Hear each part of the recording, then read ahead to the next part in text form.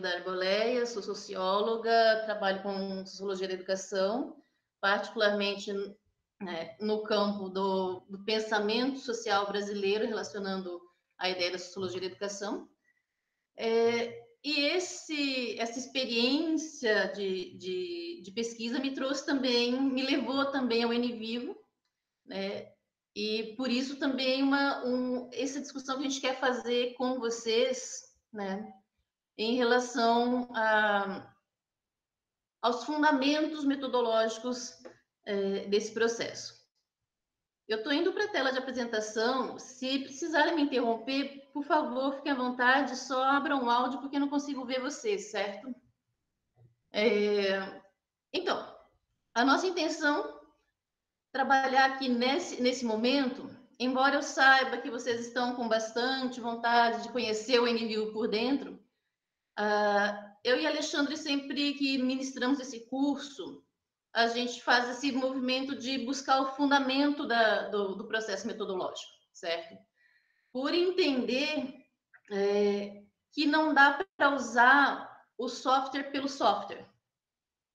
Que o software é um dos nossos instrumentos na realização de uma pesquisa com profundidade, com qualidade, mas ele não é o eixo da pesquisa, né? O eixo da pesquisa é o método.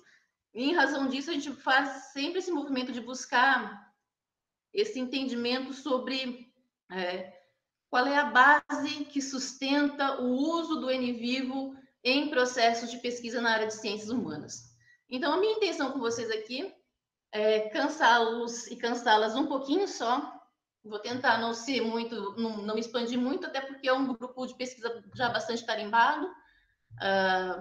Mas para a gente perceber, basicamente, o terreno no qual a gente está pisando, certo?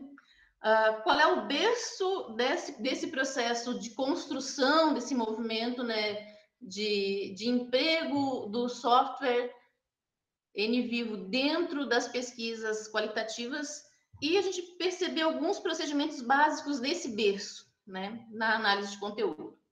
Então, o ponto de partida aqui é esse que já mencionei, né? O uso de softwares, ele requer parâmetros metodológicos. Não dá simplesmente, e na verdade, assim, é sedutor, porque você joga o material ali no NVivo e você começa a mexer no software e aquilo traz várias, joga uma nuvem de palavras, aquilo parece lindo, certo? Então, é sedutor esse movimento, mas é preciso buscar o fundamento desse processo, certo? E o fundamento desse processo está em o que eu vou fazer, qual que é a minha pesquisa, certo? Por que é importante fazer isso, para que eu vou fazer isso e, principalmente, como eu vou fazer isso, porque a regra metodológica é o meu caminho, né? O como chegar. E esse como chegar me obriga a ter determinados parâmetros e seguir determinados processos. Ou seja, eu preciso de fundamentos, certo? O meu fundamento inicial é o campo das pesquisas qualitativas, né? O terreno no qual se alicerça o uso do NVivo enquanto um software para a pesquisa é exatamente a pesquisa qualitativa, né? E a gente pensar aqui, eu acho sempre interessante a gente fazer esse movimento, né? De pensar o que é uma pesquisa qualitativa. A definição simplória é aquela que diz assim, aquela que não, né, que prescinde de números. Só que eu dizer que eu estou colocando isso numa ordem de prioridade, mas quase como se a pesquisa qualitativa não fosse pesquisa, certo? Porque o que é pesquisa é número, então o que é qualitativo é o que não tem número, então isso me cria uma certa tensão nesse sentido. Então, eu prefiro trabalhar com a ideia de que a pesquisa qualitativa é aquela que constrói aferições a partir da análise da natureza, da estrutura, da intensidade, da representação, da profundidade, ou seja, dos caracteres e das essências qualitativas de um determinado fenômeno que eu busco pesquisar, certo? O que acontece é que, nesse movimento, eu captar essas qualidades, necessariamente, ou via de regra, eu vou precisar de uma interação com um sujeito, certo? Então, os atores envolvidos no processo, eles vão estar em processo de cooperação para a produção desse material que eu vou analisar. Isso me remete à ideia de construir um material que eu vou analisar na minha pesquisa para construir respostas científicas, que o Alexandre apontava muito bem essa tensão que ainda hoje incomoda dentro do campo das ciências humanas, o fato de que você precisa produzir um número, porque o número seria a verdade em si, né? Ao passo em que nas pesquisas qualitativas, a gente está buscando atitudes, a gente está buscando crenças, a gente está buscando valores, intenções, particularmente significados que moveram ou que movem os sujeitos no seu processo social. Isso não é ciência? Isso é ciência. Então, o uso de softwares vem nesse processo e nasce nessa dinâmica de dar cientificidade, mas é preciso cuidado com esse movimento também, certo? Para a gente não cair no canto da sereia de novo. Nesse mesmo movimento, para a gente não cair no canto da sereia, um dos recursos fundamentais das pesquisas qualitativas é considerar o contexto de produção do dado que eu vou analisar, né? Então, falou em pesquisa qualitativa, você não pode esquecer nunca da ideia do contexto de produção do dado, porque o contexto de produção do dado tem um impacto sobre o dado em si, né? Então, a gente vai ter que considerar também esses elementos, né? A gente vai considerar também que esse movimento, ele atribui um status epistêmico para o material que eu estou analisando, certo? Porque esse material vai ser constituído da sua própria métrica, da sua própria essência, e ele vai trazer um elemento de reflexão e análise aprofundada. Então, a gente vai trazer nesse movimento a perspectiva de considerar o sentido manifesto como detentor de significado e representação. E aqui uma discussão que a gente poderia ir longe, buscando até o Bourdieu, no sentido de que é verdade ou não é verdade aquela manifestação? Se eu faço uma entrevista, o sujeito está me respondendo a verdade, essa verdade pode ser analisada enquanto verdade? Em que grau essa verdade representa uma generalização possível do fenômeno, né? E a gente trabalha nessa chave, particularmente dentro da sociologia e do pensamento social, de que aquele movimento ele detém uma expressão de sentido que eu vou buscar captar nas minhas pesquisas. Independentemente se ele é verdadeiro em si ou não, mas ele detém um significado, e é para esse significado que está sendo manifesto que a gente volta a atenção, certo? Esse movimento da pesquisa qualitativa, de modo geral, ele me remete ao que eu chamo de arquipélago de ilhas interligadas, né? São várias ilhas, mas elas estão todas conectadas, de certa forma, elas têm uma proximidade entre elas, né? Que é a dinâmica das estratégias ou dos movimentos de pesquisa para coletar dados. Então, eu estou falando de pesquisa qualitativa, eu estou falando de análise bibliográfica e de banco de produções, eu estou falando de análise documental, eu estou falando de análise fílmica, iconográfica, análise de som. Eu posso estar falando de entrevistas, de grupos focais, de história de vida ou história oral. Eu posso estar falando de análise de conversações e falas. Eu posso estar falando de observação e etnografia. Eu posso estar falando de análise de redes, entre tantas outras que a gente poderia citar. Ou seja, estratégias diferenciadas para a coleta de dados. O que há de comum nesse campo? Há de comum que essas estratégias metodológicas, elas me geram naquela busca pelo sentido, pela crença, pela atitude, pelo sentido que move os sujeitos. Isso tende a me gerar sempre um volume muito acentuado de informações, as quais eu preciso organizar, as quais eu preciso processar, as quais eu preciso analisar para produzir um resultado de pesquisa, certo? Então, o que há de comum nesse movimento da pesquisa qualitativa, normalmente há, obviamente, as suas variações, né? Então, estamos trabalhando com axiomas máximos aqui, mas normalmente esse material, essas estratégias me geram um avolumado enorme de informações a analisar. E dessas informações eu preciso o quê? Conhecer a mensagem que tem ali, conhecer o campo de sensibilidades que essa mensagem move, conhecer o horizonte de expectativas que essa mensagem projeta, considerar as condições de produção do material, quem são os atores, qual é o contexto, quais são as estratégias, qual é a forma pela qual esse material foi produzido, qual é a ingerência do pesquisador, até que ponto a ação do pesquisador tem impacto sobre esse material gerado, dependendo da estratégia que se move, né? E lembrar, sim, que esse material, então, numa quebra com aquela perspectiva metodológica da generalidade absoluta, ele contém a sua própria medida interna, certo?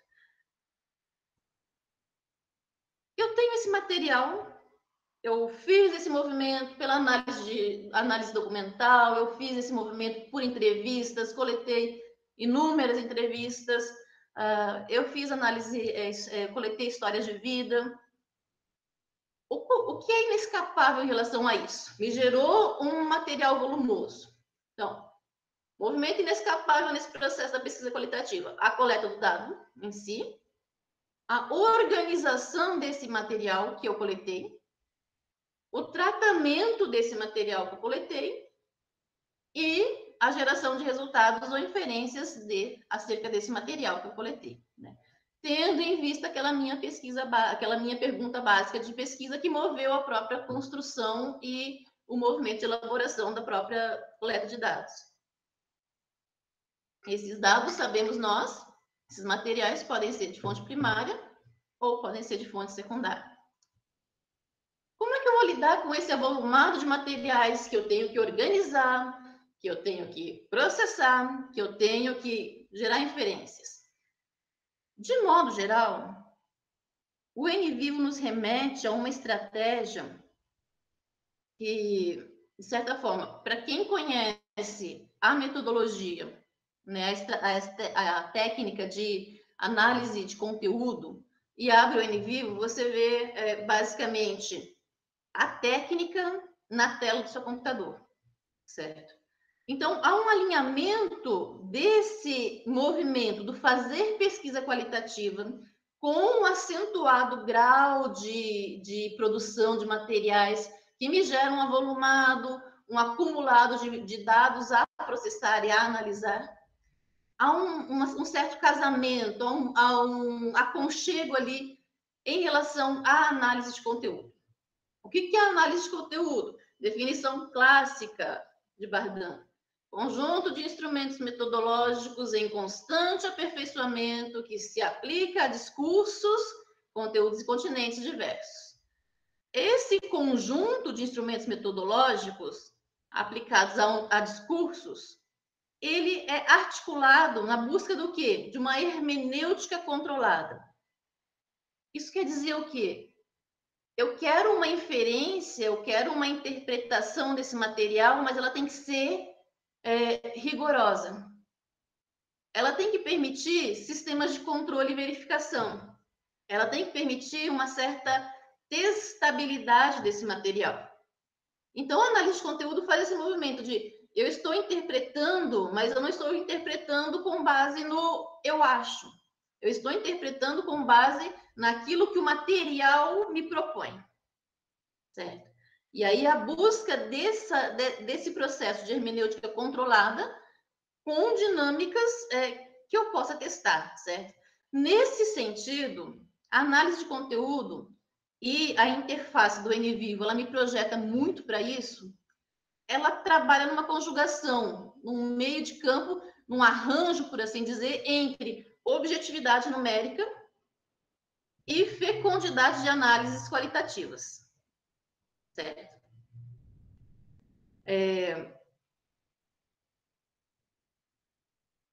estratégia, nesse caso, é conjugar esses dois fatores para quê? Para que eu possa localizar o conteúdo da mensagem, né? O conteúdo latente da mensagem. Isso quer dizer ruptura com as intuições aleatórias. Isso quer dizer uma busca por cientificidade no processo. Isso quer dizer uma tentativa de sistematização aprofundada do processo. Certo? Esse movimento me traz alguns implicativos. Em que sentido? Eu preciso adotar procedimentos sistemáticos de leitura e codificação do texto. Então, por mais que o meu material seja volumoso, eu não vou ter como fugir desse material. Claro, isso vai depender muito de quais são os meus objetivos de pesquisa, o que é que eu estou buscando, o que é que eu estou vislumbrando produzir, ou qual a minha pergunta de pesquisa, né? Eu quero atingir o quê? Qual a minha resposta?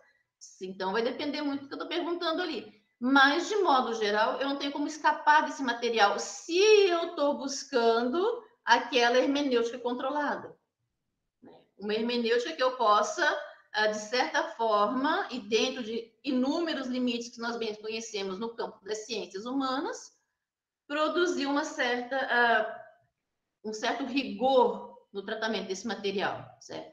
Então, isso implica em procedimentos sistemáticos de leitura e codificação de texto. Isso implica em que mais? Em produção de informações sistematizadas sobre esse texto a partir desse processo de codificação, de modo a permitir que eu possa conhecer expressões orgânicas e caracteres essenciais desse material que o permitam descrever, certo? Que o permitam conhecer a partir de esquemas analíticos. Nesse sentido, qual que é o procedimento? O procedimento é a produção de indicadores a partir do material que eu tenho. Seja lá o meu produto de entrevista, seja lá a minha história oral, seja lá o meu material documental, seja análise de redes. A minha estratégia é produzir indicadores sobre esse material. E quando eu digo indicadores, eu não estou falando de indicadores meramente quantitativos.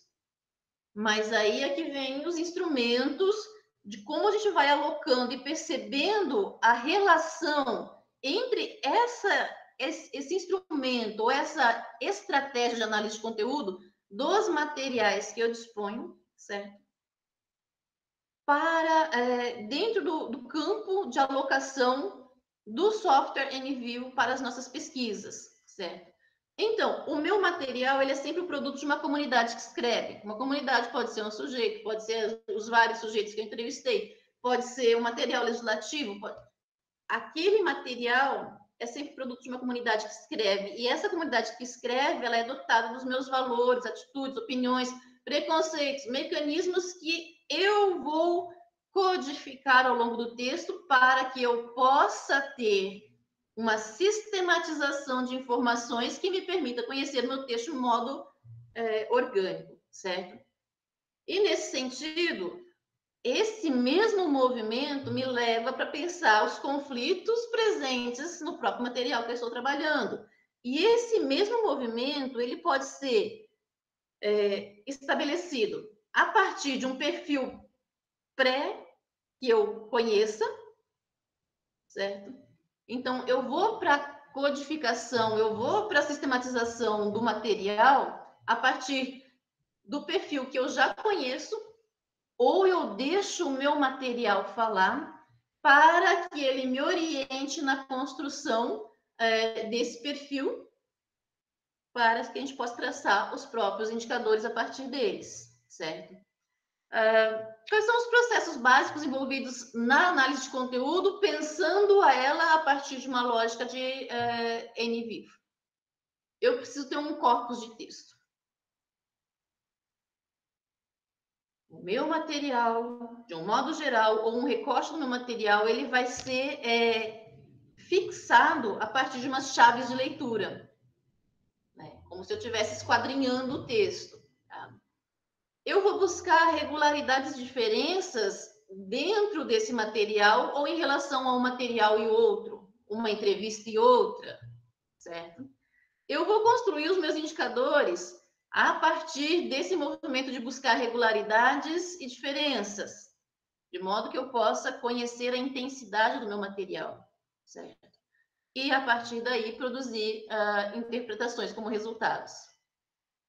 A análise de conteúdo, eu chamo atenção para esse movimento de marcadores históricos, porque o NVivo, como destacou o Alexandre, ele nasce exatamente de uma tensão, né, de uma busca por fazer pesquisa que está muito direcionado a uma chave de entendimento geral, né? Há um conflito dentro da própria produção científica de modo geral. De onde é que vem esse conflito? Vamos pensar assim, a análise de conteúdo, ela nasce lá no início do século XX, nos Estados Unidos, numa chave de análise politicóloga de materiais jornalísticos, né?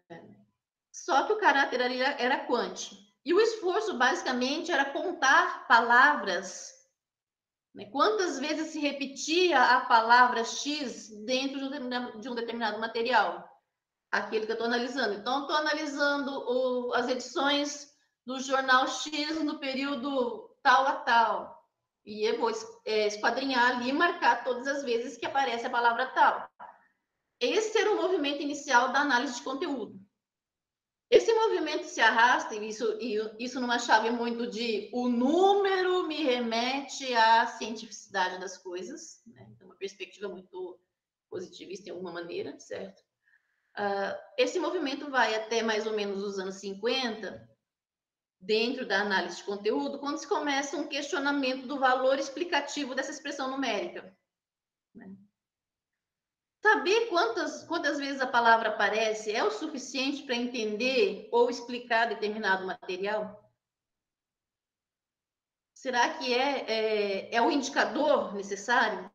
Será que aquilo me dá uma resposta e uma explicação sobre o meu material? Se eu fiz entrevistas com mulheres e eu vou contar quantas vezes a palavra mulher aparece nesse material, explica esse material?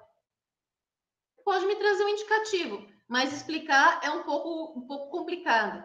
Então, esse tensionamento e esse questionamento do valor explicativo da expressão numérica deu abertura para análises qualitativas mais aprofundadas, né?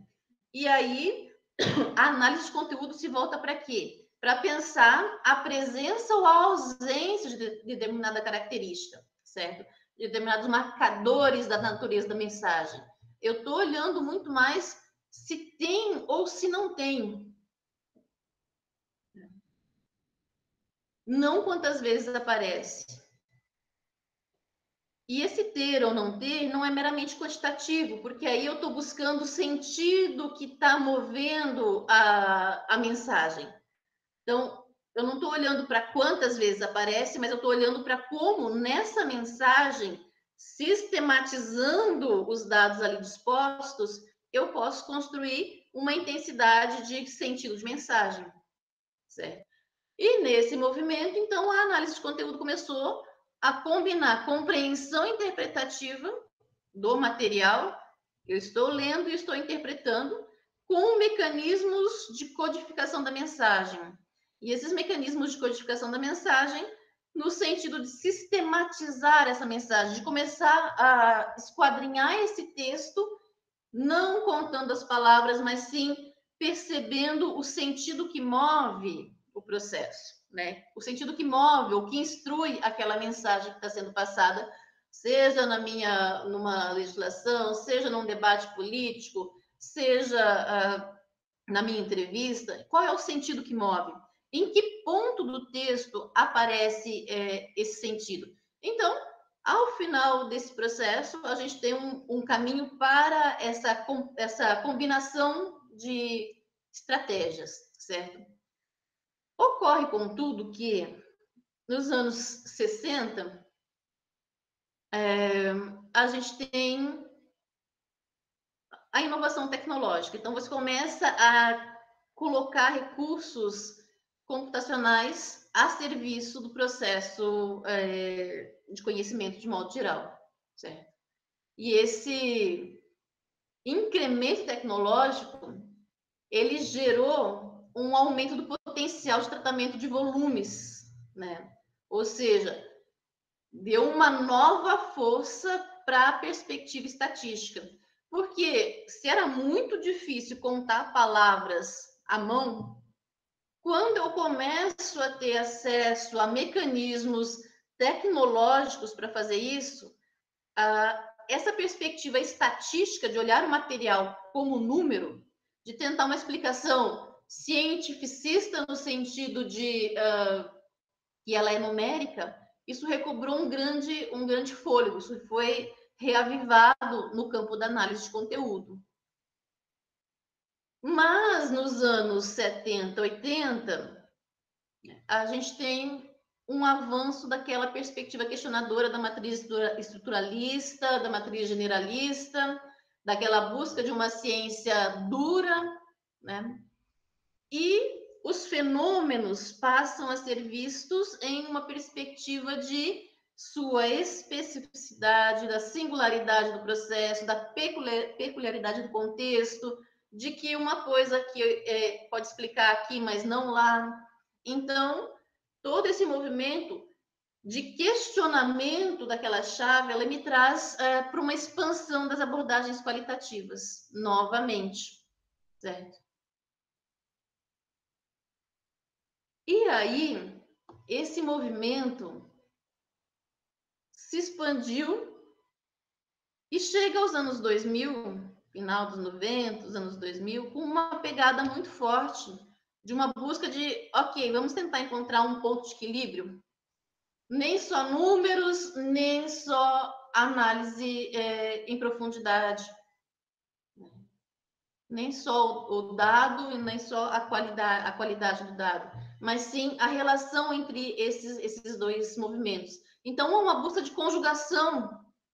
E essa busca de conjugação, ela foi muito favorecida pelo avanço tecnológico, porque permite-se, ao mesmo tempo, conhecer os materiais quantitativamente e qualitativamente, enquanto um mecanismo para que eu possa desvelar o fenômeno que eu estou analisando. E isso é muito marcante no NVivo.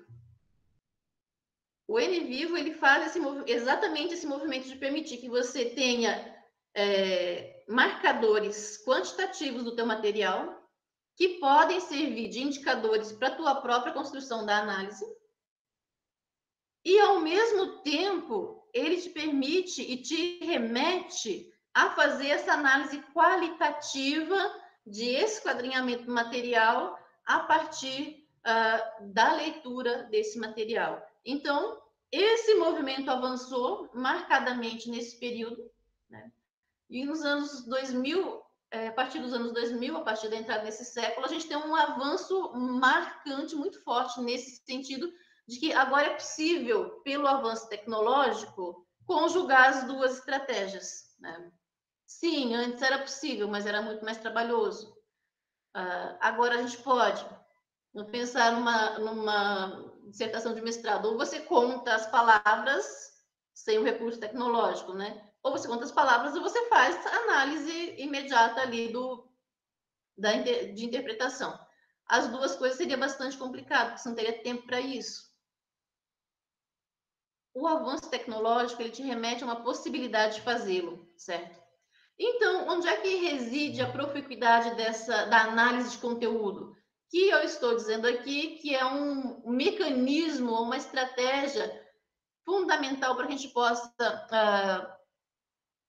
analisar os nossos materiais qualitativos, independente da forma de coleta de dados que a gente tenha empreendido, certo?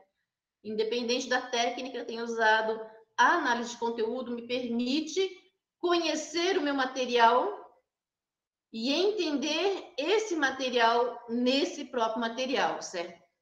Por quê? Porque ela remete a descobertas de conteúdo e de estruturas que vão confirmar ou infirmar aquilo que eu estou tentando demonstrar. Então, eu posso, a partir desse mecanismo, conhecer a própria estrutura do material, conhecer o conteúdo desse material e sistematizar o conteúdo desse material, certo? Ela permite esclarecimento de significações suscetíveis de conduzir a uma descrição de mecanismos de que a priori não tínhamos compreensão.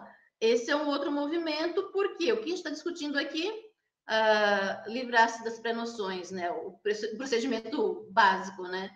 De você olhar para o material e você achar que sabe o que está escrito ali. Você achar que você tem certeza do que está escrito ali.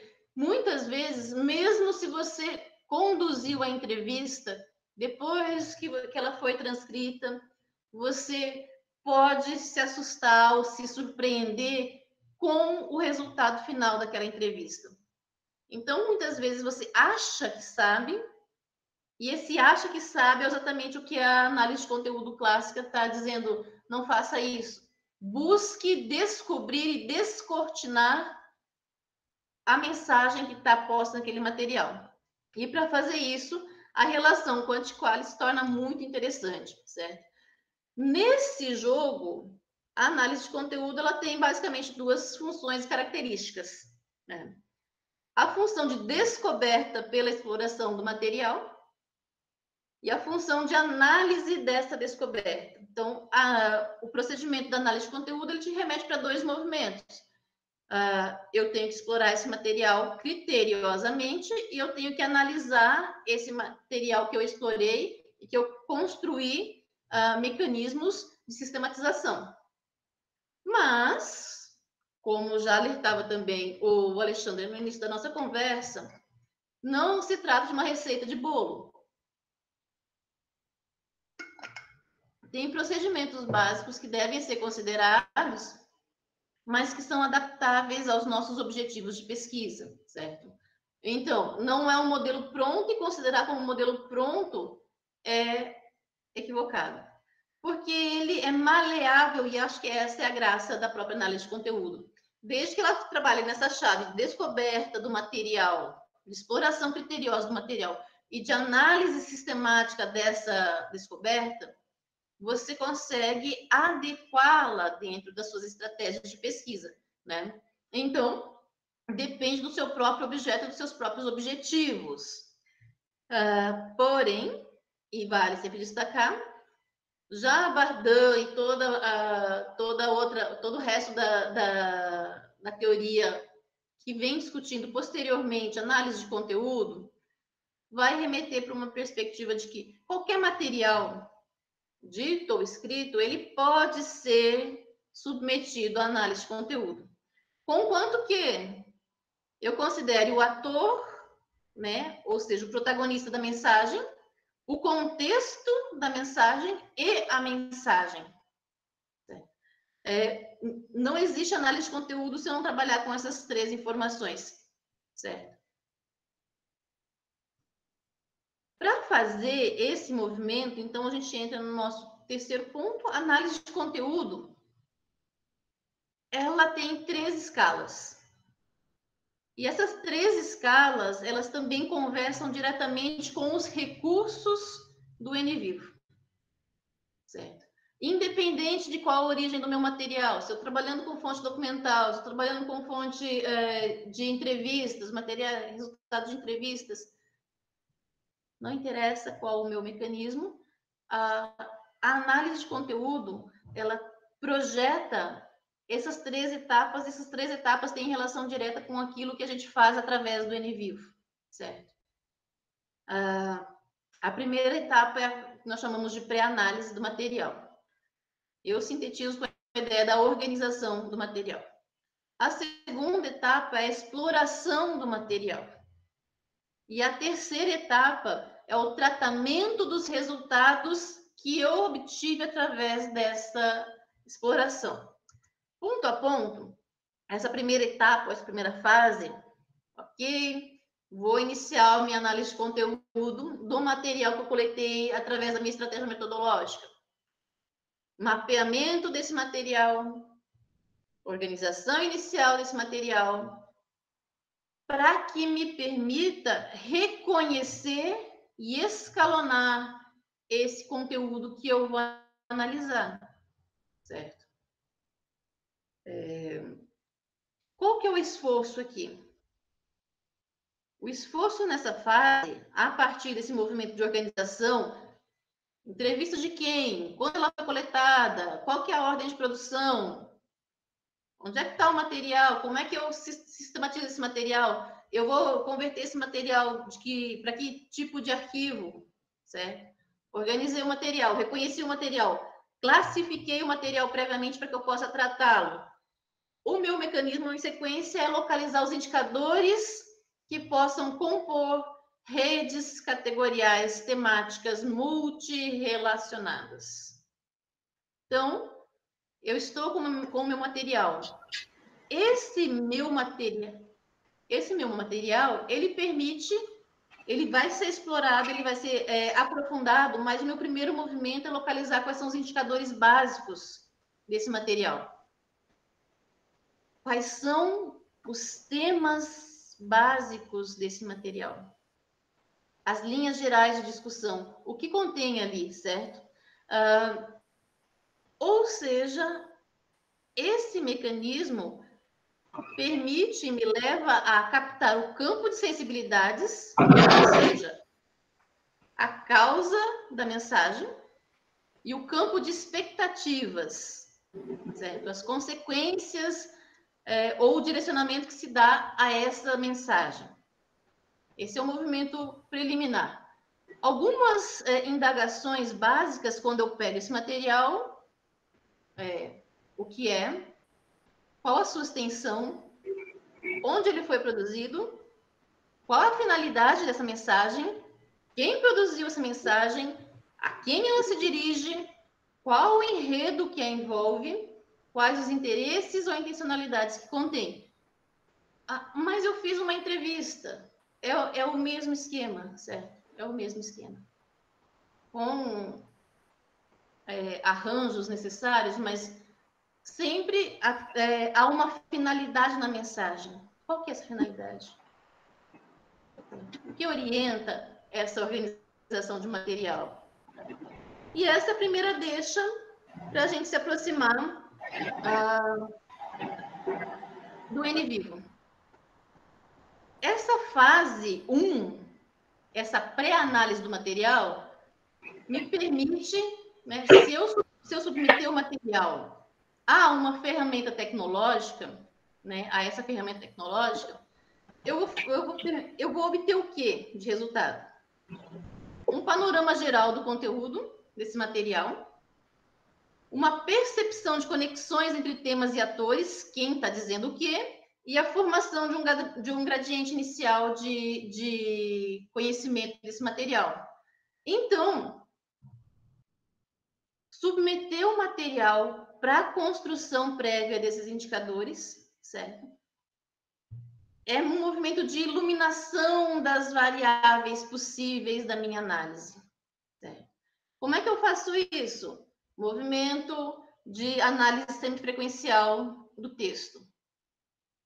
Onde é que isso aparece no NVivo? Nos grafos, as nuvens de palavra, a expressão quantitativa, a frequência de palavras, os gráficos, as árvores de palavras. Então, é um movimento interessante. Eu organizei meu material.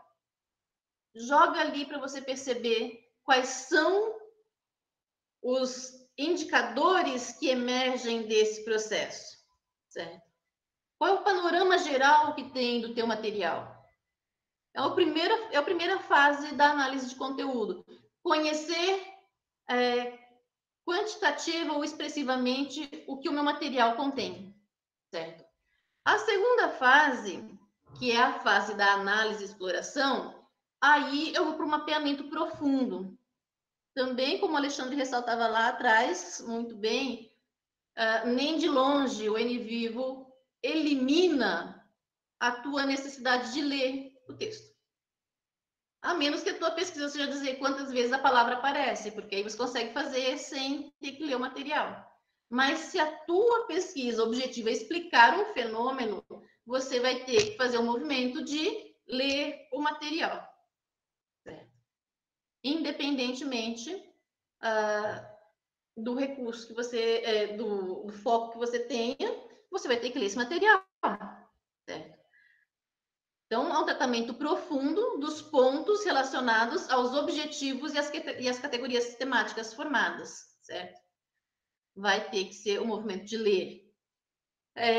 Nesse movimento, eu vou fazer exploração e sistematização das ideias que circulam nesse material, as ideias que instruem esse material. O que está sendo projetado ali? Né? O que o meu entrevistado disse sobre tal tema? É aqui nesse movimento que a gente constrói esse processo, porque é a localização de categorias temáticas que vão nortear a minha pesquisa. Os entrevistados estão projetando o quê? O que eles estão remetendo nessas falas? Quais são os sentidos que circulam nesse material? Né?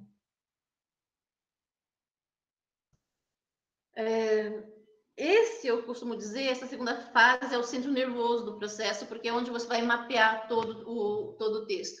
E é o procedimento mais pesado, por assim dizer, né? Porque depois que você explorou todo o material, que você categorizou o material, que você codificou o material, a análise, ela emerge, né? Ela vem aos seus olhos.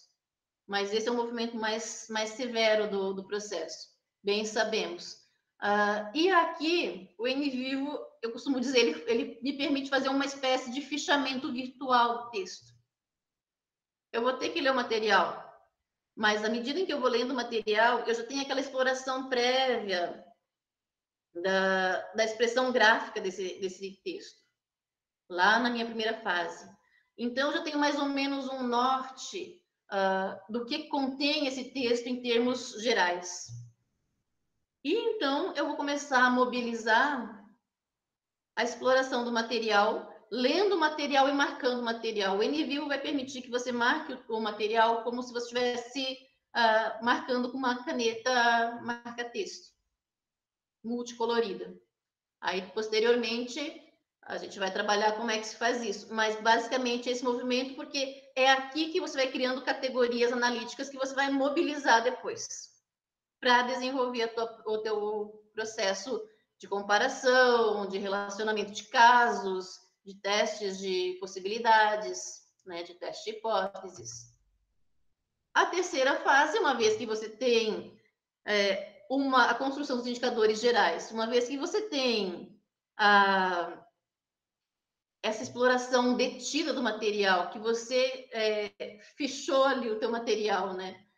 E você demarcou os campos, que você criou as categorias analíticas, essa interpretação dos dados é a inferência ou é a análise interpretativa desse material que eu consegui a partir dessas fases anteriores, certo? Então, é ali que eu vou aprender aquilo que Bardan diz que é fundamental se eu quero fazer análise de conteúdo. Presenças e ausências na mensagem e os significados que essas presenças e essas ausências nos remetem, certo? Então, aqui na terceira fase, o NVivo aparece como? Ele vai me mostrar o meu mapa da pesquisa, né? Os campos de ordenação desse processo, todos aqueles resultados que eu obtive, e isso vai acelerar o meu processo de pesquisa, né? Isso vai acelerar o movimento pelo qual eu vou produzir resultados e inferências. Então, nesse movimento, o material que a gente obteve das fases anteriores através do NVivo, ele oferece os expoentes analíticos, certo?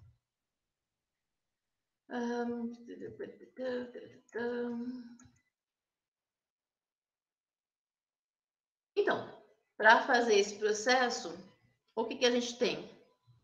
Análise dos documentos seguida pelo estabelecimento de categorias temáticas percebidas. Então, a teoria geral sobre análise de conteúdo, ela diz assim, categorize o material por eixos temáticos. Posteriormente, vocês vão ver que esses eixos temáticos é o que o NVivo desenha como códigos. Antes, nas versões anteriores, eram nós, né? Agora são os códigos, certo? Então, essas categorias temáticas Pode ocorrer outras formas de categorização? Pode, mas, de modo geral, dentro do campo da análise de conteúdo, a recomendação da teoria que sustenta essa metodologia, essa estratégia é categorize o teu material pelos eixos temáticos que o texto oferece, certo? A construção dessas categorias também defende a teoria que você deve fazer elas a partir de hierarquias externas, ou seja, daquilo que a teoria te instrui como um mecanismo de avaliação do material. Só que não é só a teoria diz tal coisa, então o material tem que dizer tal coisa. Ao contrário, você tem que confrontar esse material com o que a tua teoria está informando, certo? Então, isso permite, particularmente se eu estou usando o NVivo, controlar o risco de que a teoria encubra aquele conteúdo implícito que eu estou tentando revelar na minha análise. Aquele conteúdo que eu tenho que assumir que eu não conheço, para que eu possa fazer uma boa análise de conteúdo, certo? Então, há risco de que eu feche os olhos para o meu próprio material e fique só preso no que a teoria disse. Então, eu quero que o material, dedutivamente, comprove as categorias criadas a partir da teoria. A recomendação é, não faça isso, certo? Ao contrário, tenha a teoria sobre o teu material à tua mão e com um processo que você vai checar a partir do confronto delas com o material teórico. Né? O NVivo, ele processa isso de uma maneira muito interessante, porque ele projeta isso de uma maneira, assim, num grafo, você consegue ver, na análise de cluster, você consegue ver, então fica muito interessante. Se você quiser, você pode fazer um movimento contrário, que é deixar o material falar por si mesmo. Eu, particularmente, não acredito muito nisso, porque normalmente, quando a gente vai fazer pesquisa, a gente já está informado de alguma maneira por uma base teórica. Então, talvez seja mais honesto assumir que a gente conhece o que essa base teórica está instruindo e checar se ela é válida ou não para o meu material, né? A partir desse recurso tecnológico, certo? Então, essa categorização, ela fornece uma apreensão geral do léxico e do campo de sensibilidades que esse meu material detém. Tá? A construção de categorias, ela é o ponto central, né, o coração da análise de conteúdo. É o movimento básico, qual que é? Seleção, organização, catalogação do material que eu vou analisar. Organização do arquivo numa dinâmica digital, num formato adequado. No caso do NVivo, pode ser um PDF, pode ser o Word, pode ser vários tipos, né? Eu vou conhecer o meu objeto, eu vou conhecer o contexto do meu objeto, eu vou ter um suporte teórico para me estimular na construção das categorias, eu vou submeter o meu material à pré-análise, frequência de palavras, árvores de palavras, nuvens de palavras e outros recursos que o NVivo pode oferecer para que eu tenha esse conhecimento prévio do meu material, certo? E então eu vou para o processo de construção de categorias analíticas. Construção de categorias analíticas, o que é?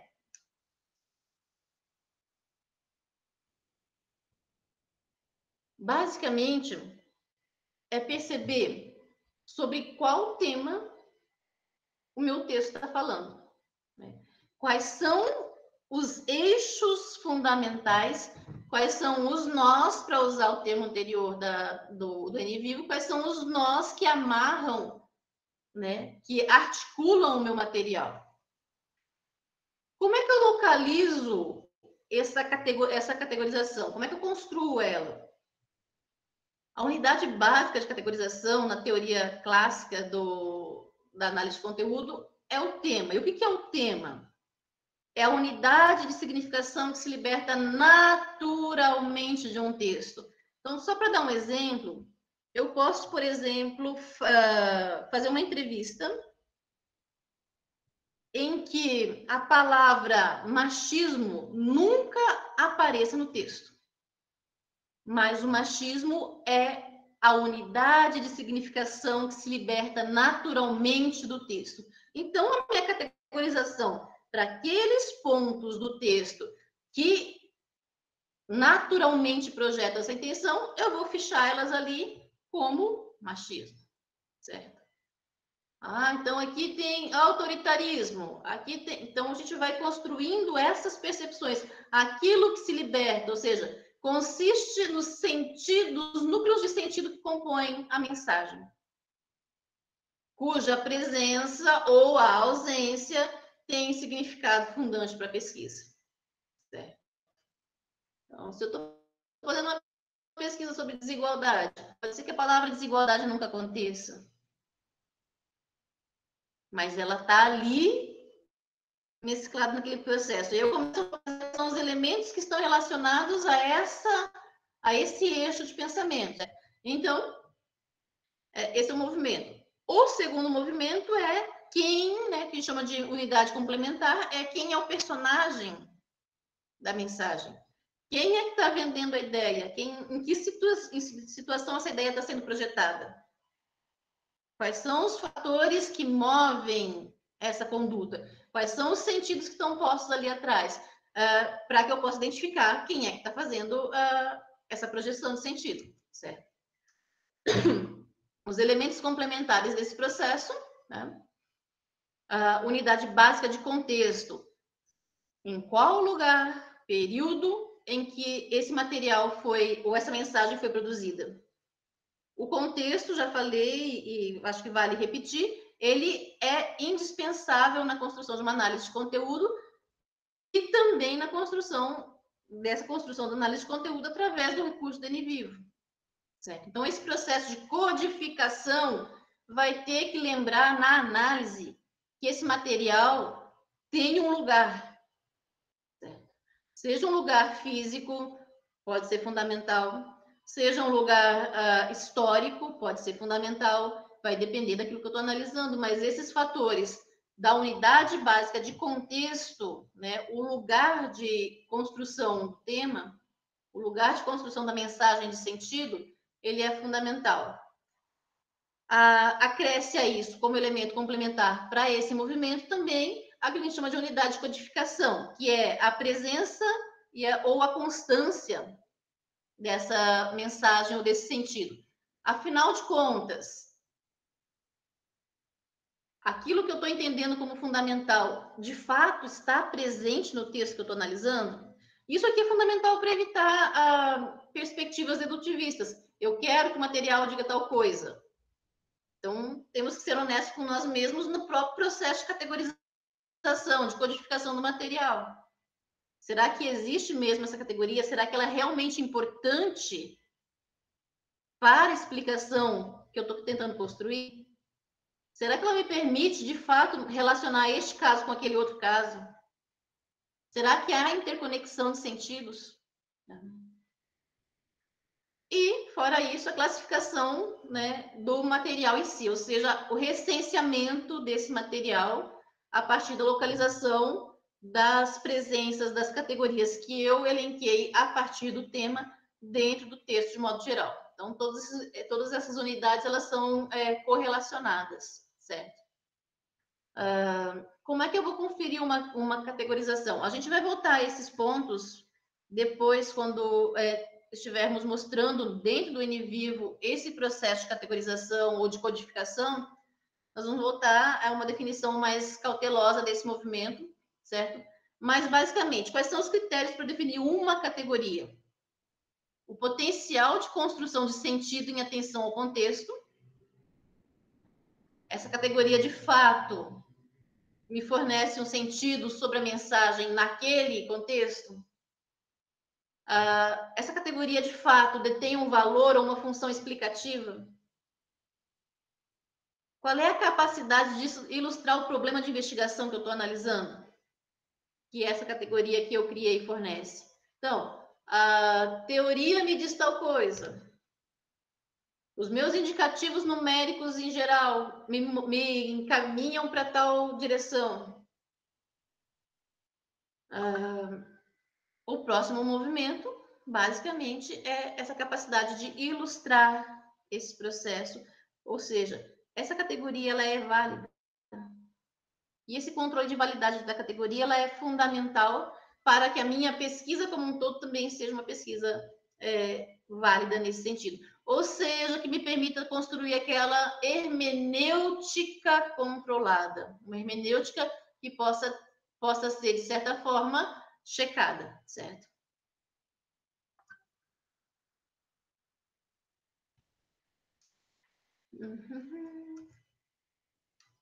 Portanto, os nossos passos básicos nesse processo ter à mão uma teoria que oriente, de modo geral, esse processo inicial da pesquisa, que pode ser comprovado ou pode ser refutado, o que é bastante interessante. O NVivo fortalece esse movimento, certo? À medida em que fortalece também a própria geração das hermenêuticas controladas, certo? Então, me remete a uma perspectiva de possibilidades de testar a própria teoria para aquele caso que eu estou analisando, certo? Movimento, construir um referencial de codificação coerente com essa teoria. Então, não adianta ter uma teoria que depois eu construo uma codificação, uma categorização completamente diferente daquilo. Definir as regras de codificação e subcodificação dos temas, quais os mecanismos que eu vou acionar para isso, como é que eu vou subescalonar os temas da minha mensagem, certo? Aplicar esse movimento para o estudo do meu material, produzir as minhas inferências. Esse é o passo a passo dessa estratégia e que o NVivo permite fazer com uma solidez muito forte, certo? Em relação à categoria, né, a categorização, categoria temática, que vai orientar toda a análise do meu material, então, portanto, ela é fundamental, porque ela é o foco pulsante da própria análise de conteúdo. Sempre fica aquela questão, né? O que é mais importante? Eu verificar quantas vezes, qual é a frequência dessa categoria no texto, ou entender a sua relevância para a compreensão da mensagem de modo geral. Esse é um elemento muito interessante, porque às vezes assim, apareceu tantas vezes, quer dizer que ele é o mais expressivo. Quando se diz da categorização do material, isso é bastante relevante. Agora, se eu estou olhando só para a questão da palavra no texto, isso é bem diferente, certo? De modo geral, eu tenho que considerar a relevância que isso tem. Então, Bardan vai dizer assim: presença ou ausência pode constituir um índice tanto mais frutífero que a frequência em si. Convém escapar da tendência das ciências sociais pela regularidade. O acidente pode ser muito mais elucidativo do que um fenômeno.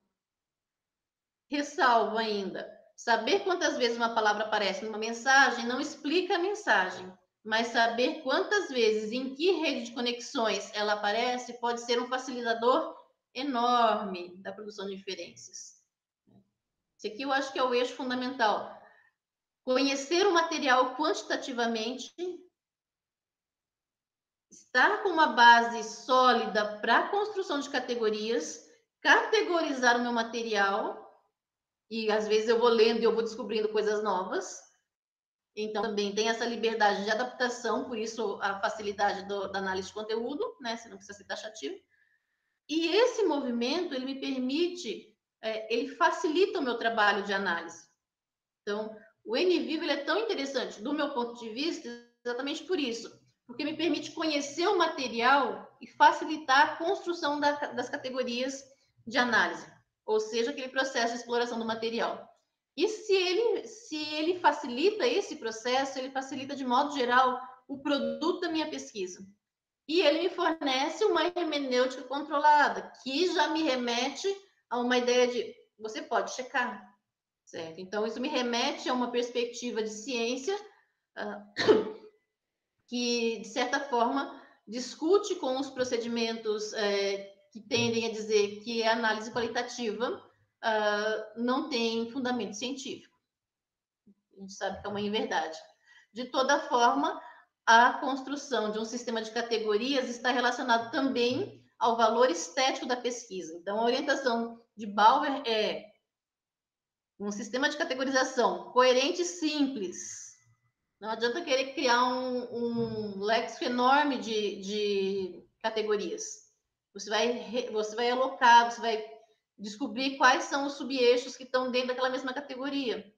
Mas não adianta criar um grande volume de categoria, porque a tua própria pesquisa ela vai perder força em termos de análise correlacionada, certo?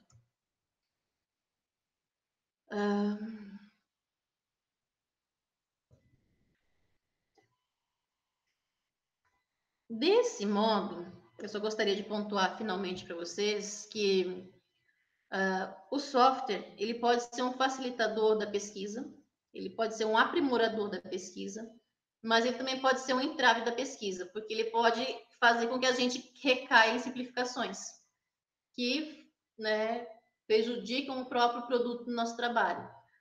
Onde é que está o ponto de equilíbrio? O ponto de equilíbrio está em que vocês não percam de vista o embasamento metodológico, certo? Porque esse embasamento metodológico é o que vai permitir essa qualificação da análise. Né? Esse uso do material, desse recurso do software, não para fins simplificadores, mas sim para fins que projetem uma análise altamente qualitativa. Então, para isso, não perder de vista o embasamento metodológico. E ele, do meu ponto de vista, está marcado em 3 alicerces. O que eu quero fazer? Por que eu vou fazer dessa forma? E quais os procedimentos básicos que eu vou aplicar? Então, esse eixo tem que estar muito bem encadeado se eu quiser produzir uma pesquisa sólida o suficiente a partir do recurso tecnológico, que é, de fato, uma experiência muito produtiva, muito favorável, mas tem que ser usada com parcimônia, por assim dizer. Eu paro por aqui. Se vocês quiserem contribuir com alguma coisa, algum questionamento, fiquem à vontade.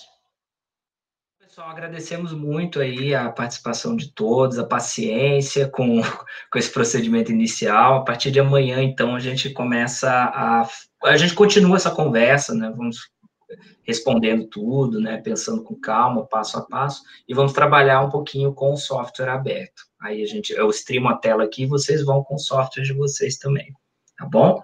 Boa noite a todos, muito obrigada, Hilda, Willan, Ju, Wanda, Carmen. Obrigada, gente. Até amanhã. Até amanhã. Tchau, boa noite. Boa noite. Tchau, tchau.